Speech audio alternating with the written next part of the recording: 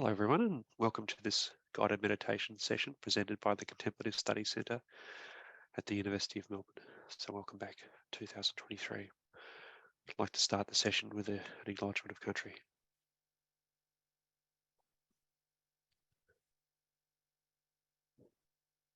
We respectfully acknowledge the traditional owners of the unceded land on which we work, learn and live, the Wurundjeri, Woiwurrung and Bunurong peoples.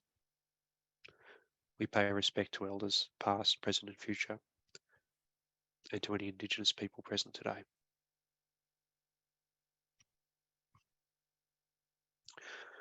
So we are delighted to welcome Kynan Tan, who will be facilitating today's śamatha calm abiding meditation session. Kynan is a Sydney-based meditation teacher who takes a collaborative and student-centered approach to help students find consistency and motivation, overcome obstacles and explore the path of meditation. So this initial session is intended to provide an introduction to the tradition, but subsequent sessions, every session after this, will dedicate more time to guided practice. So this is going to be more talking today, but other practices, other sessions will be more practice centered. So if you have any questions, please place them in the Q&A at any point during the session. But due to the size of the group, we will focus on the most upvoted questions. So welcome, Kynan. Good to see you. Hi, thanks, Colin. Thank you for that warm intro. I'd also like to acknowledge the traditional custodians of the land on which I live and work, the Gadigal and Wongal people of the Eora Nation, and I'd like to pay my respects to elders past and present. Thank you to the Contemplative Study Centre, and thanks for having me. Thank you all for attending. I can see a couple of familiar names in the list of participants. So hi, and welcome to this session. So a little bit about me. I'm a meditation teacher based in Sydney. I'm currently teaching online and in person. I run retreats, courses, one-on-one sessions and classes. And I also have created a collaborative project called Sit Down and Practice to help people establish a meditation practice. So yeah, just a little bit about me first, and then we'll get into some meditation. I came to meditation after a period of, I could say, poor mental health. I was suffering from stress, anxiety, depression, and I needed something that would help work with my mind. I realized at the time that my objective situation, when I looked around, I had a lot of good things in my life. Objectively, things were going pretty well. But subjectively, my own experience was that life was pretty unpleasant. And I realized that there was something going on in the way that I related to my experience that I could change. And I decided to pursue meditation in a more dedicated way to try and explore this. I started out practicing at home with a book that a friend gave me. This book is called The Mind Illuminated. I'm going to talk more about this later in the context of the practice that we're doing. But I found that this meditation practice described in The Mind Illuminated, the practice of śamatha, or calm abiding, was incredibly beneficial to me. It helped me to cultivate more pleasant mind states, to be able to find a sense of peace and calm, and to be able to start working with my mind in a helpful way, making my mind a more pleasant place to be. So yeah, like I said, I'm going to start with some meditation practice. And then after that, I'm going to talk more about śamatha and about this tradition, this technique of meditation. So just a little little bit about the practice first. In this practice, we will be using the breath as the suggested meditation object. This works for a lot of people. If using the breath doesn't feel so good to you, or you know that it will cause you difficulty, you can use a different meditation object with the same instructions. Or you can try to find a place where it's possible to observe the breath that does feel good. So I'm going to give instructions for this during the session, but I just encourage you to guide yourself to a degree in terms of making adjustments for what feels good for you. And if you do encounter any difficulty, and this goes for any meditation, if you do encounter difficulty, it's a good idea to try to balance that out and find something that feels grounding, or talk to me, talk to other teachers about that. So just to say that sometimes, very rarely, meditation does cause some difficulty, and please make adjustments for that. So let's do a meditation practice. We're going to practice for about 15 minutes. So it's not too long in this today's session, but we'll definitely do longer than that in future sessions. So I'd like you all to take a comfortable meditation posture. I'm going to set a timer, and we'll begin the practice.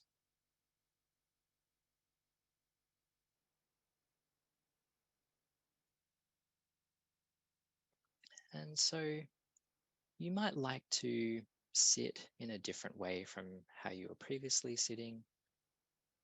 You might like to use props or a chair, sit on a cushion on the floor.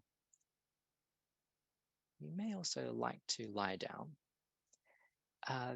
The goal with our meditation posture is to find a balance between being relaxed and alert.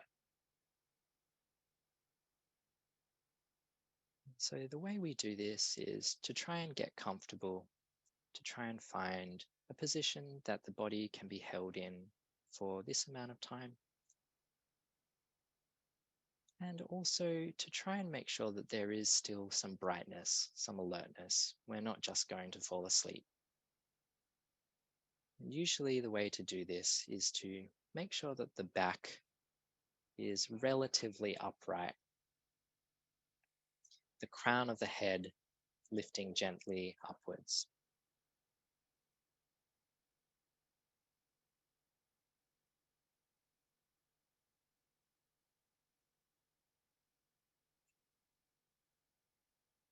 When you've found your meditation posture, come to rest, allow the body to settle,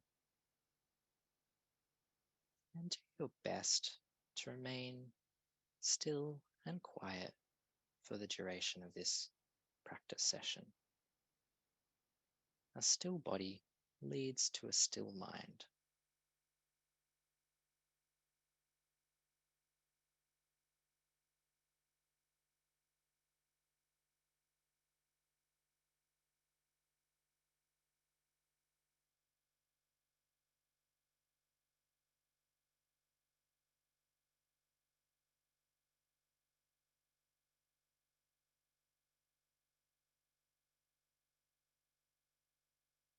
And here can also be nice to acknowledge that you've made it to the meditation session. Any concerns for earlier in the day, plans for the future, they can be put aside until after the session. And during this time, there's nothing you need to do except just do your best to follow the instructions.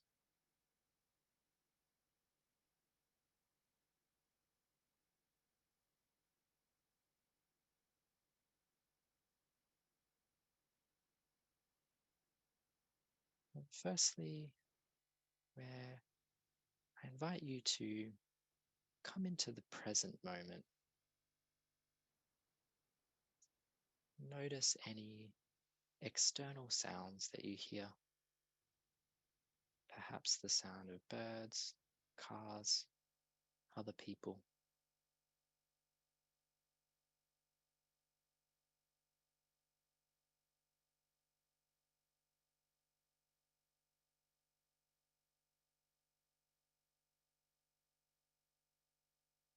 Notice any body sensations that are present for you. Perhaps there's some sensations in the hands, and also notice the feeling of being supported by the chair, cushion, or floor.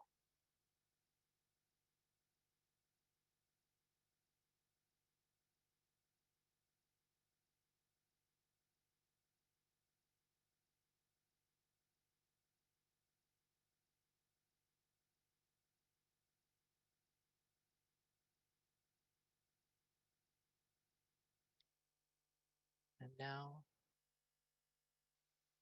bring your attention to the sensations of the breath.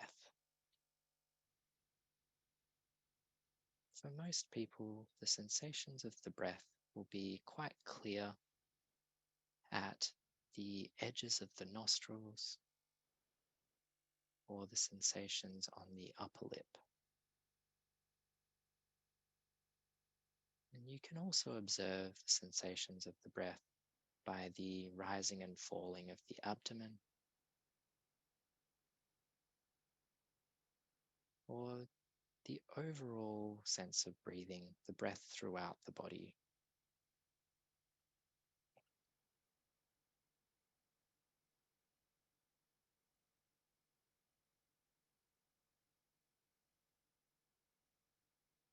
I'd like you to bring your attention to these sensations. Bring the breath into the foreground and just decide to place it in the center of your conscious experience.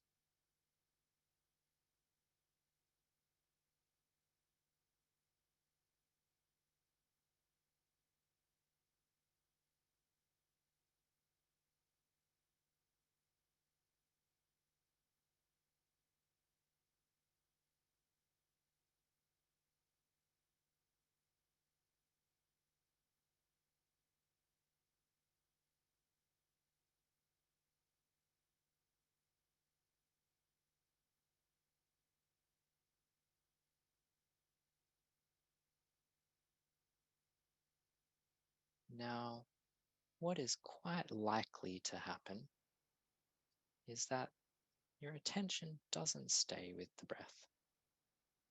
There'll be some thought, some sound, some body sensation that pulls attention away and moves into the foreground.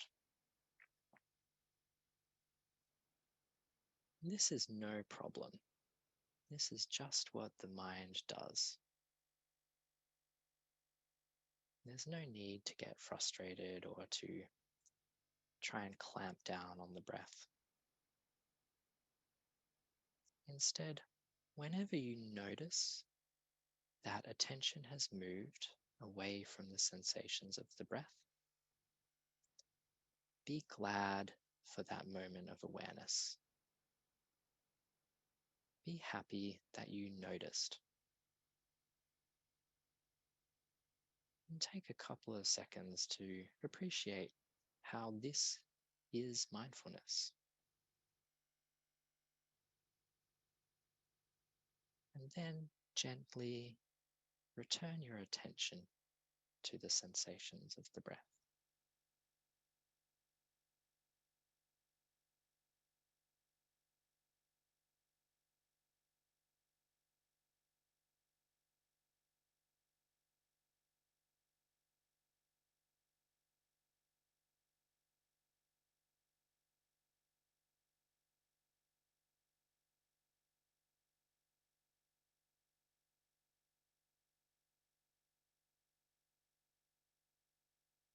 It's really helpful here to use positive reinforcement. Not only does it feel better, it'll make the practice progress more quickly.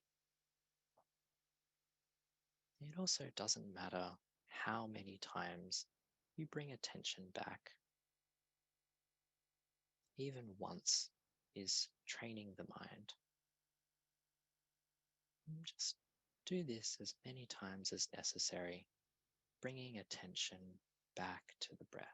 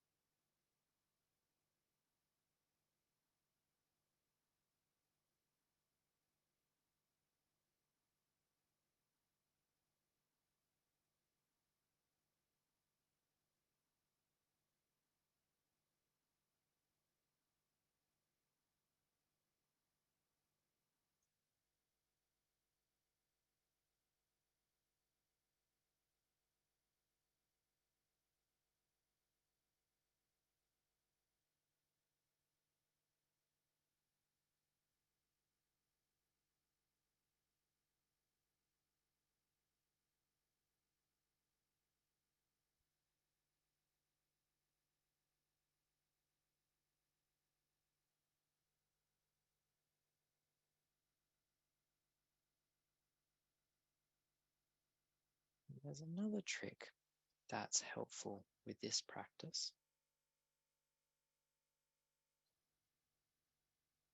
You don't need to get rid of any distractions. Don't need to get rid of any thoughts, body sensations, or external sounds.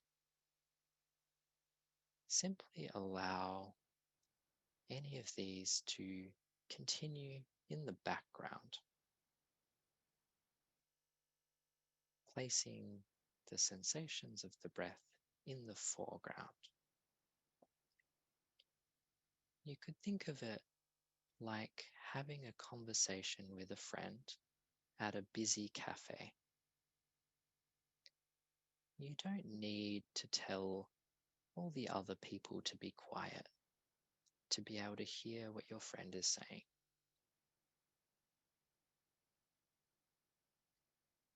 And simply keep bringing the breath back into the foreground, allowing everything else to be in the background.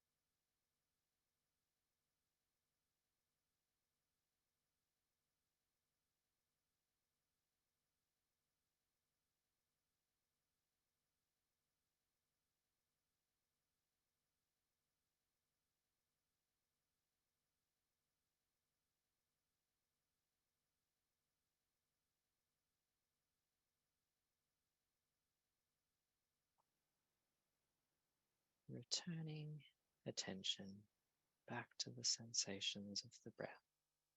Anytime you notice that the mind has moved away, and appreciating that moment of awareness.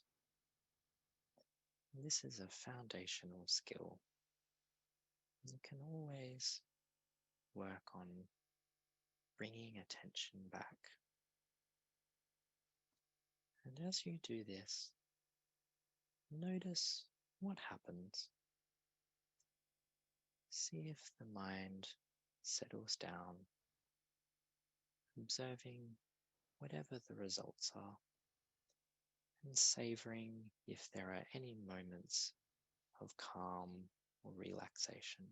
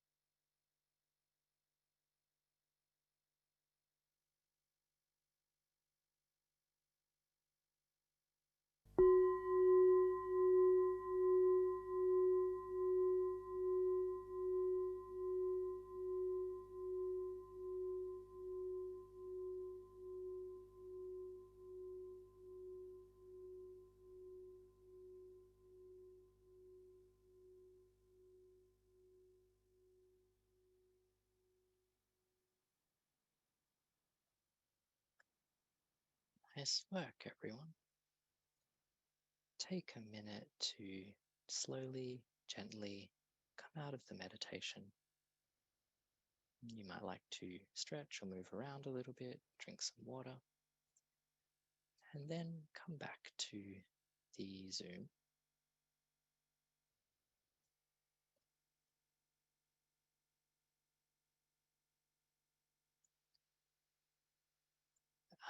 We will have time at the end for Q&A.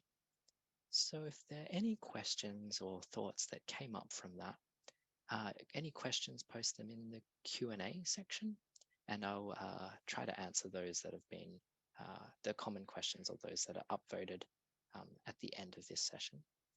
If you'd like to share your experience of that meditation with the others here, feel free to post that in the chat. Okay, so a little bit about this style of meditation practice. So I would assume that most people that I talk to these days who are coming to classes have done some sort of meditation before, maybe using one of the apps, maybe in a yoga class, maybe body scans, something like that. So I wouldn't expect that this type of meditation would be completely unfamiliar. There's maybe a couple of slight differences, but the basic principles of attending to the breath seem to be found in many different traditions, many different styles of practice. So I want to talk a little bit about what this particular style, this particular tradition talks about and what makes it different and what makes it useful. So we're talking here about the practice of śamatha. Śamatha is a Sanskrit word. It roughly translates to calm abiding. The other translations that could get used are tranquility, serenity, quietude, or stillness. Essentially, it's a practice of developing stability of mind through stable attention and to cultivate factors of mind that are helpful, that are useful. And so the technique of śamatha helps us to cultivate these positive qualities of mind. The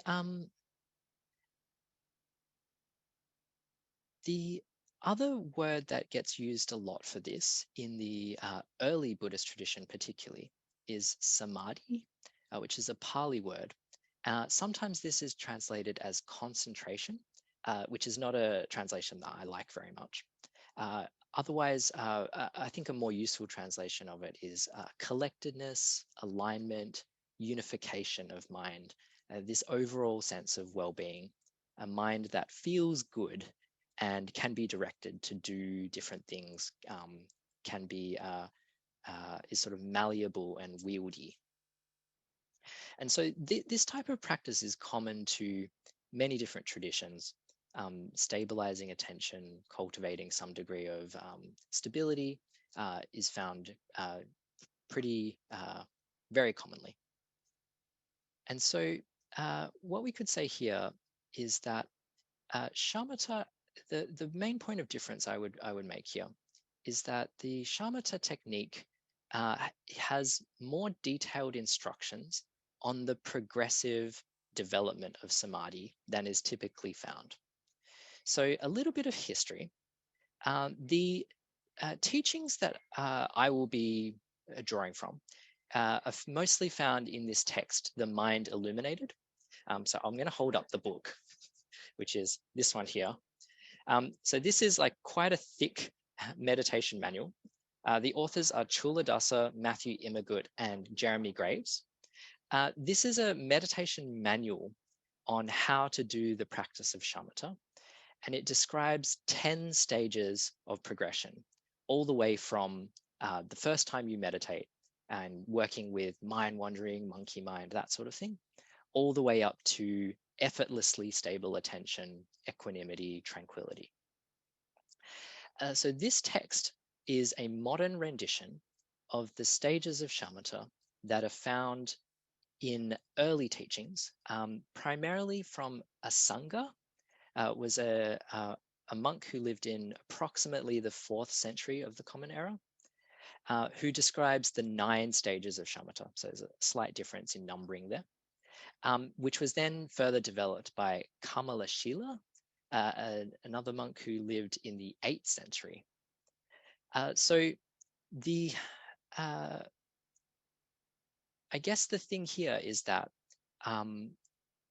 there's a clear progression on how the calm abiding develops, and the text around this describe ways of progressing and working with the likely obstacles.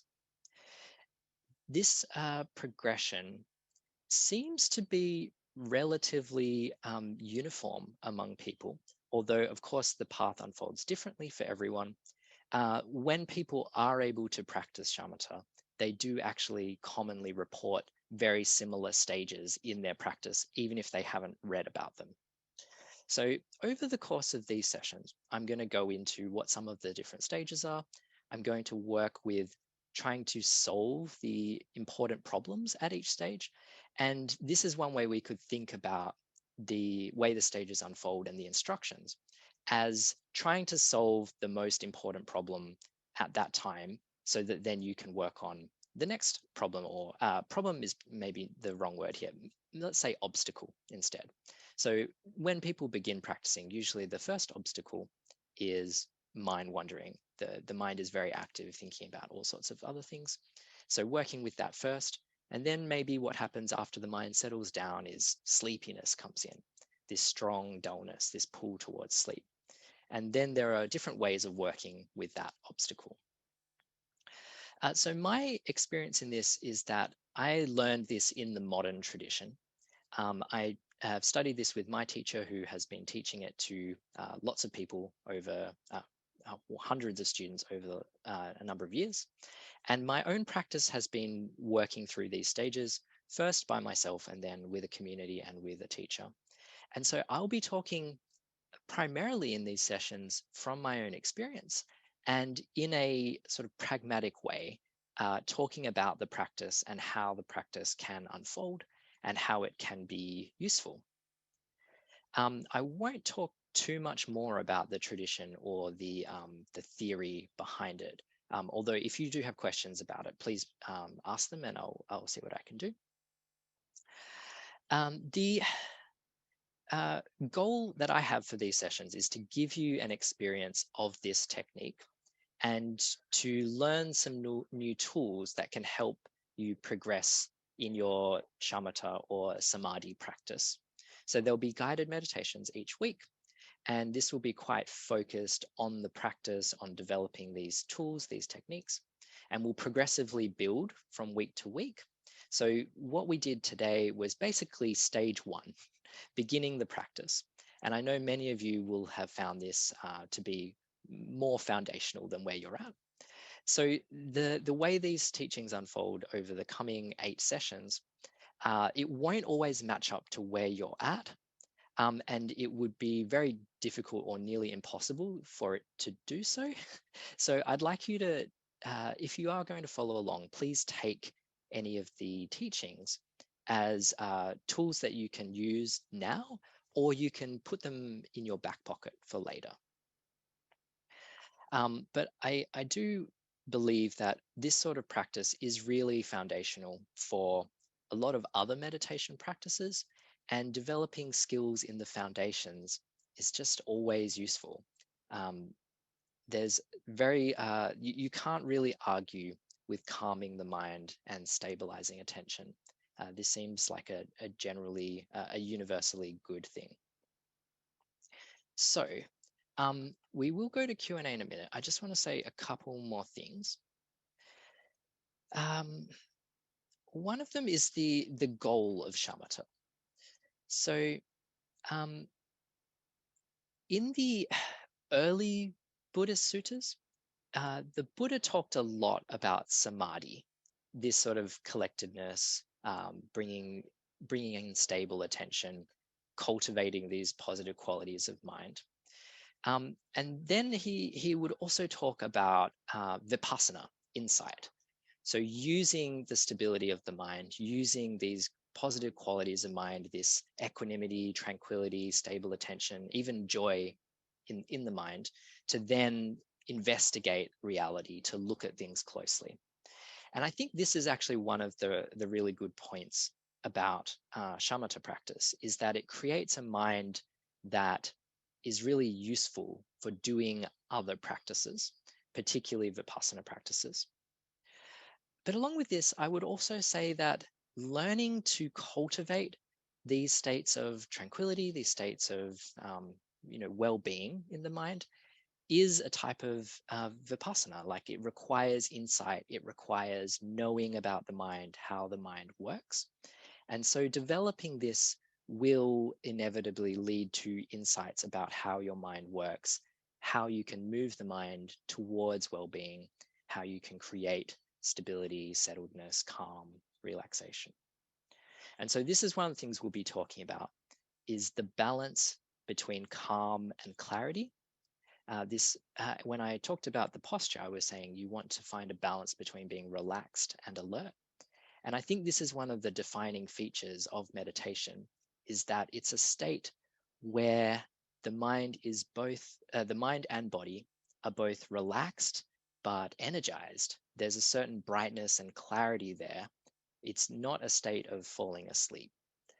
So that I think is really important, cultivating calm and clarity together, and actually increasing the amount of both that we can have, not just sort of finding a middle point, but actually increasing the amount of relaxation, the amount of calm, and increasing the amount of clarity. So the final thing I'll say here before we go to Q&A is this is an invitation to establish a practice if you don't already have one, or if you feel drawn to this practice and want to follow along. It's an invitation to try to practice along, to follow along and do this practice in your own time as well, if you'd like. And so definitely you could just come to these sessions and learn something from these by themselves. But I just want to invite you all to, follow along, practice at home as well if you can, and to see what's possible. And you can use these sessions as a chance to, ask questions, check in, and also sort of uh, get that spark for the practice for the week. So with shamatha practice particularly, the more time you can spend on it, the better. It really helps to spend more time allowing the mind to settle, and consistency is kind of important with this. So this is the invitation. If you want to explore this, then the offer is there to join in for the future sessions and to keep practicing along. Okay, so that's the main part I wanted to say. Should we go to questions?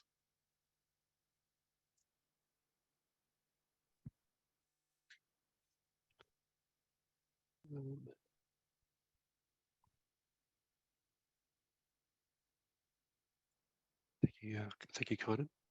I'll find there's a few comments in the Q&A, but I'll just pass a question from Deborah, who is just reflecting on her practice and asks, or it says, I felt some anxiety when concentrating on the breath. Is this common, or is that common? Yeah, thanks for the question, Deborah. This does happen, and it's I'm not sure how common it is, but it definitely is common enough that I've heard it a number of times. The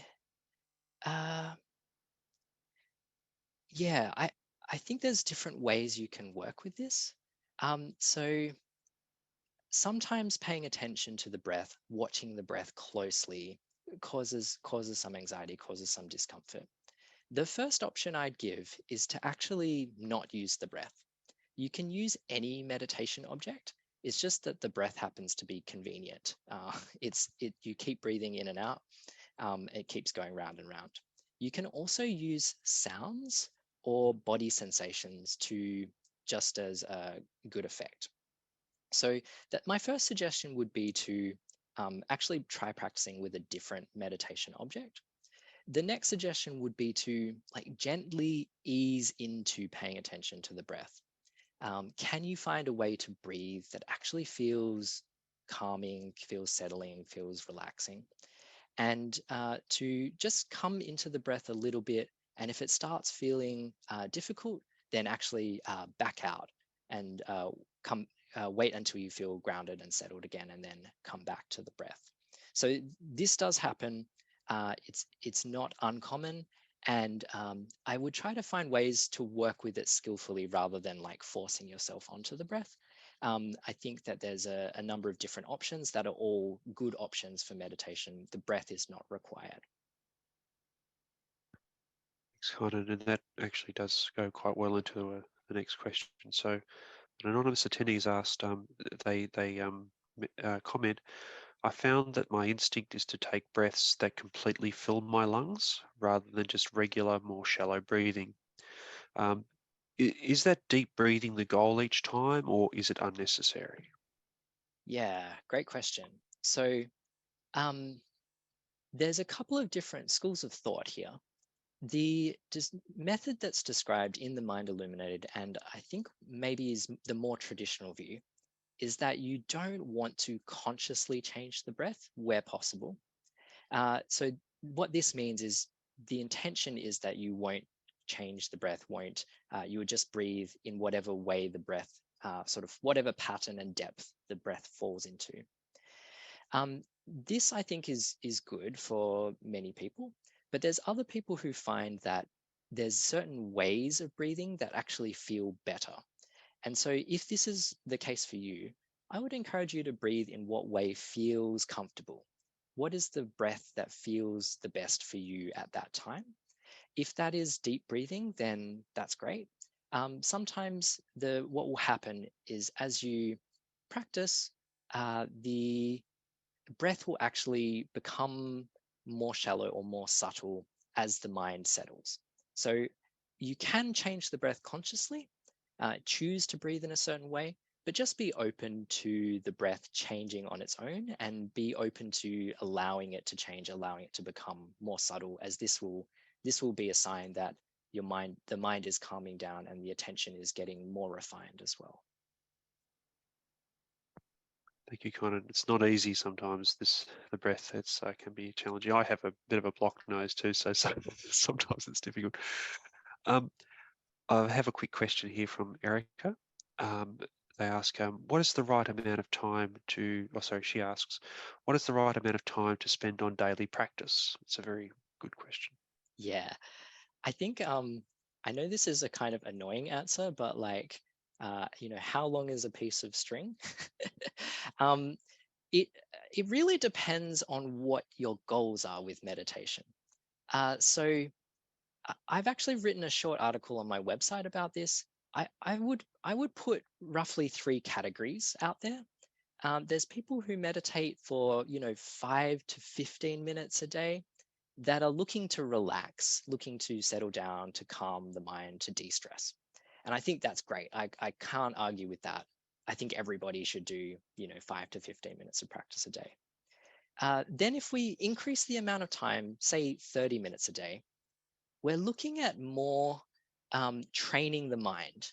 Doing this practice, if you're doing it regularly, consistently, 30 minutes a day starts to actually train the mind into certain habits and move away from the conditioning. Move away from constant distraction and start to actually change the mind, train the mind in this way. Then, if you're practicing, say, 45 minutes or more per day, this is where the category I would say of people who are driven by curiosity. What is possible with more meditation? What is available in the deeper states of meditation?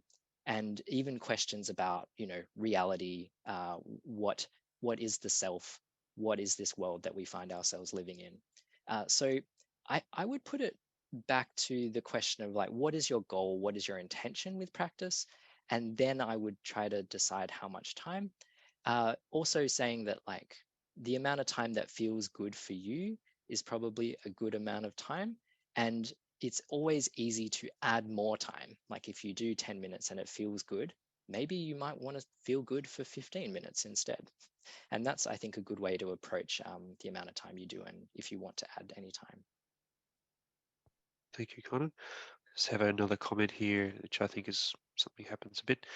They just say, an honest attendee says, I find that I go to sleep in terms of reflection on the shamatha practice. So, Yeah, great. Yeah, I was expecting this question. So this is very common. The first thing to say is that this is actually a good sign.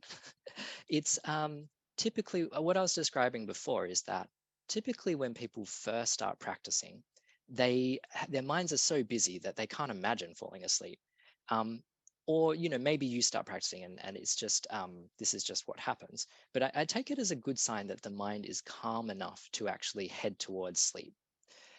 Um, the the thing is that um, when we close our eyes and stay still, the habitual pattern is to go to sleep.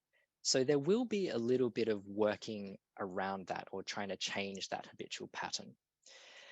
I'm going to talk about this more in the next session and specific techniques.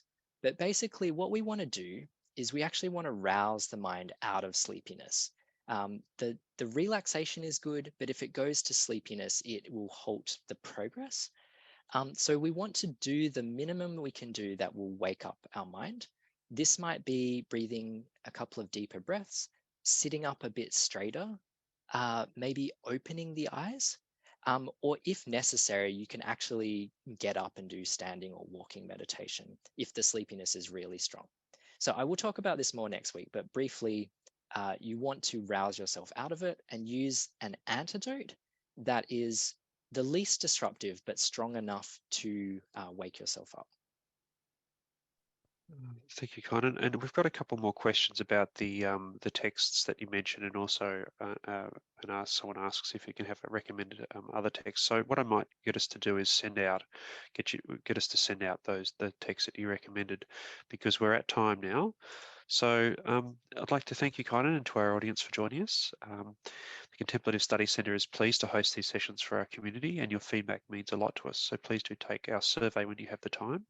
But we're looking forward to, having a bit more time in practice next week. So thank you so much, Kynan, and see everybody next week. Great, thank you.